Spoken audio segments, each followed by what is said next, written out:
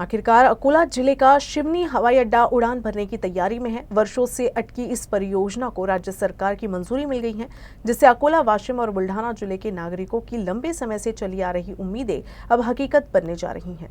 Seoni airport की वर्तमान runway लंबाई 1400 मीटर है, जबकि वाणिज्यिक उड़ानों के लिए कम से कम 1800 मीटर रनवे की आवश्यकता होती है।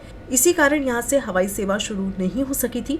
प्रस्तावित योजना के अनुसार 22.24 हेक्टेयर भूमि अधिग्रहित की जाएगी, जिससे रनवे की लंबाई बढ़ाकर 1800 मीटर की जाएगी। पिछले कई वर्षों से एयरपोर्ट विस्तार की प्रक्रिया केवल फाइलों तक सीमित थी। जिला प्रशासन ने 4 बार विस्तार प्रस्ताव राज्य सरकार को भेजे, लेकिन महाराष्ट्र एयरपोर्ट डेवलपमेंट कंपनी और एयरपोर्ट अथॉरिटी ऑफ इंडिया की ओर से कोई ठोस कार्रवाई नहीं हुई। राज्य में 2024-25 के बजट में अकोला एयरपोर्ट के लिए निधि न मिलने से ये प्रोजेक्ट सरकार की प्राथमिकता सूची से पीछे चला गया था। इस बीच अमरावती के बेलोरा एयरपोर्ट का विकास पूरा हुआ और वहां से 31 मार्च 2025 से नियमित उड़ानें शुरू हो गई, जिससे अकोला के नागरिकों में नाराजगी थी। अब विशेषाधिकार समिति के इस निर्णय से शिवनी एयरपोर्ट के रनवे विस्तार को गति मिलेगी और अकोला के नागरिकों का अकोला से हवाई यात्रा करने का सपना पूरा होने की उम्मीद है।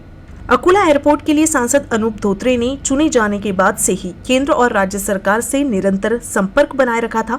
उन्होंने मुख्यमंत्री देवेंद्र फडणवीस से निधि उपलब्ध कराने और केंद्रीय नागरिक हवाई उड्डयन मंत्री मुरलीधर मोहोड से आवश्यक औपचारिकताएं पूरी करने की मांग की थी।